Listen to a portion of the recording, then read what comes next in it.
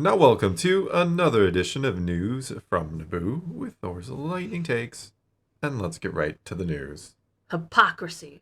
Okay. That is where the news is starting, because apparently I am a hypocrite. You are. Okay. Yes, That's I'm fine. calling myself out. As long as it's you and it's not me, we're good. I'll let you call yourself out if you feel like it. Okay, so we know in the case of Andor that Tony Gilroy retconned K2SO's joining of the rebellion, right? I may be a bit of a hypocrite here, yeah. Yes. If this is going where I think it's going. I like the change. I think it's acceptable to do that. But at the same time, I'm also mad when Dave Filoni does it. Well, shall we try to weasel our way out of this and say that one is a comic book that was written in 2017 or 18? We're talking about 2017. Okay. The Star Wars Cassian in K2SO Special #1. Yes, it is a comic book written 8-9 years ago at this point. Mm-hmm. It is a one-shot. It's a very generic story to give you the quick rundown because I have read it. Basically, Cassian is sent by General Draven to get some intel. It's just a generic story. He goes along with two aliens. I think they're two sisters who can communicate via smell. They kind of see. Maybe it's good. Maybe they should have kept it. So they go to the. It's a random planet. I don't remember all the details. They go to a random planet. The two sisters. It's kind of supposed to be funny because the two sisters are always kind of talking about him, and he's like trying to interpret what they're saying by the smells they're making. They never actually say anything to him. Eventually, they find like a Star Destroyer there, and they're going to try to get the information from it, but a K2 or KX unit encounters them, and Cassian kind of wrestles the thing, which, yeah, I know. That seems unlikely. Yeah, so he wrestles it. They basically shut it down. There's a kill switch. They reprogram it. It's difficult because some of his like Imperial programming is still there. So he's like, my primary mission is to kill you. And, it goes on like that a little bit. Eventually, they kind of fully reprogram him. K2 helps them escape. And they don't get the intel, but they figure that actually the sisters stay behind, if I remember right. They don't get the info, but they figure there's enough info in the K2 unit that it's, or the KX unit that it's worth it. And that's the story. There's really... But I feel like a hypocrite because I feel like I can't do it one way or the other to go, well, yes, it's a comic book. We threw out a one-shot comic book. Yeah. Dave Filoni has thrown out actual books. There's not to discredit comics, but there's a difference between a one-shot comic and a novel. Specifically, he threw out the Ahsoka book. Yeah, he didn't throw it out. He hacked it to pieces and took like tiny scraps. Yeah, and I was worried that he's kind of futzed with Dark Disciple. He kind of, like he said, yeah, it happened, but like, nah, she just came back. So, and then she doesn't end up with, spoilers if you haven't seen Tales of the Underworld, like she just kind of, I'm fine without knowing or seeing Quinlan ever again, I guess. There's just not enough information there, honestly. Yeah, it's kind of again, it's a quicker story, but I would say that there is a hierarchy. There is the live action movies, and then the shows, and I would say the animated stuff, and then you have the books, and then finally you have comics and video games. I would probably put right below animated. But Tony Gilroy has also commented because he knows of the existence of the one-shot comic book. Which is impressive in and of itself. He chose to reinterpret that origin story. He did a conversation on the Happy, Sad, Confused podcast where he kind of talked about his perspective on the matter. He said, canon, I'm really sympathetic and into it, but I was annoyed to find out somebody had written an origin story for K2SO, and it's like, no, I'm not paying attention to that. Yeah, that sounds very Filoni-esque in a way. I mean, that's something you could see Dave saying, but... Like you said, it's different. It's a one-shot comic versus... Again, it's a kind of tricky thing because the comic book is written before the idea of doing the Andor series ever came about. It is kind of his character-ish because, well, kind of not. Gilroy came in and fixed Rogue One, but... Right. Still, he kind of did that story with him. At the same time, it was someone else's work that just kind of got tossed under the rug. I mean, the story does still exist, right? You can go read it. I don't really necessarily recommend it. I don't know. We do get frustrated when Filoni does kind of the same thing with his characters. And it's even more than just, well, we changed the origin story of K2, but the entire mission is now obsolete. Whatever they were doing, whatever importance it had, it's gone. It didn't have any importance. It's just... You pretty much wiped out those alien sisters, too, because if the comic didn't happen, they don't really exist anymore. Well, they can still exist. They don't. Well, I mean, they do. This isn't Schrodinger's aliens. I think it's Schrodinger's no, aliens. No, it is not. If you don't open the comic, you don't know if they're in there or not. Or something.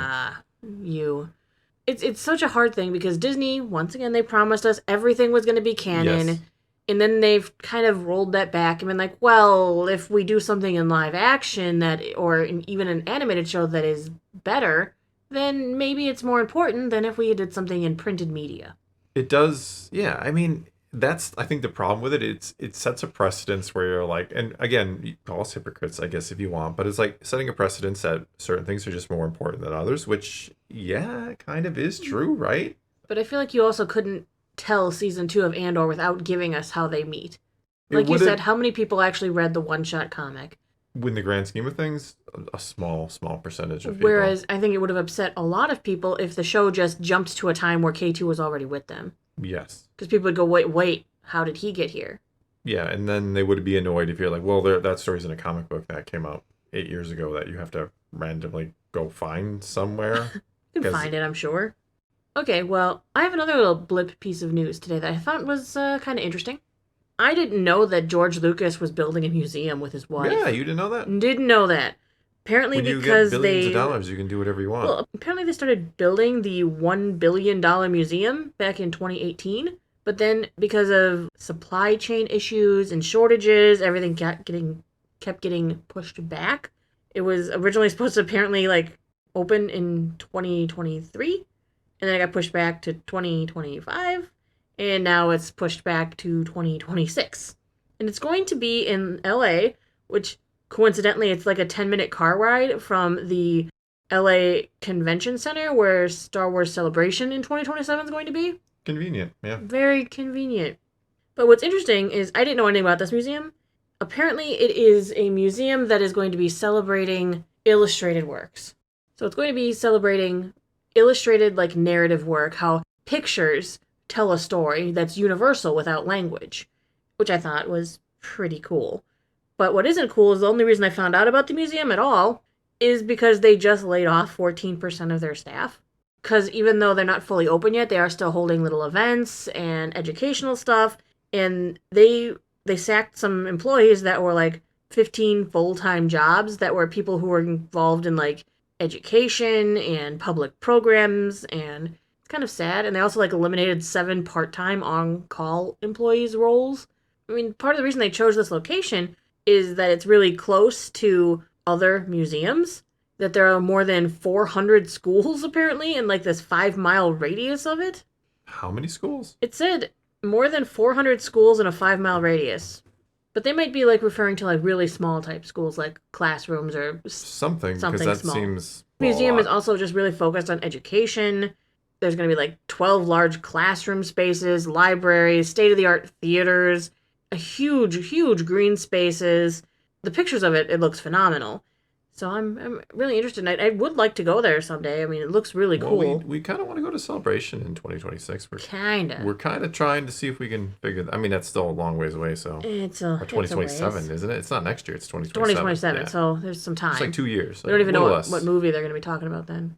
Probably Ryan Gosling and No, Starfighter. that'll be out by then. I don't think so. I think that'll come out right after. No, I think that's supposed to be May 2027, and it'll be April of 2027. So. Oh yeah. Yeah. So yeah.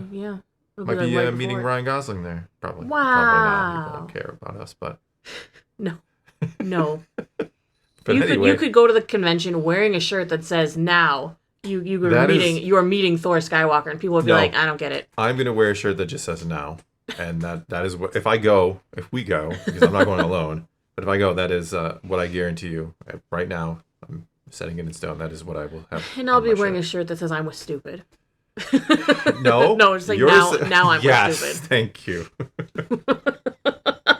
No, we would not be. I would not be wearing that shirt. You might. I will be. You might not be. I think you would wear it just because it's funny. I don't know. Maybe if we get merch put together someday. We get asked about merch and we haven't put it together yet. I don't know why I haven't done that because I feel like it's just kind of... I want a shirt that says Thor Skywalker and or aficionado. That I'd wear too. Mine would just say I'm part of the banking clan. That is awesome. You could dress Banker up as Naboo, part of the banking clan. All right, well, we're talking about a year and a half out, but we've made our almost 2 years, basically. But yeah, I don't know. If people are interested in forget the merch, that by if then. people really want merch, we will look more into it. I don't know, put that in down there. Yeah. I get asked about it from time to time. And Yeah. anyway, that's going to be all we got for this time. Now it is your turn. Take to the comments below. Tell us what you think about any and all of today's news. And let's talk some Star Wars. And so until next time, thanks for watching.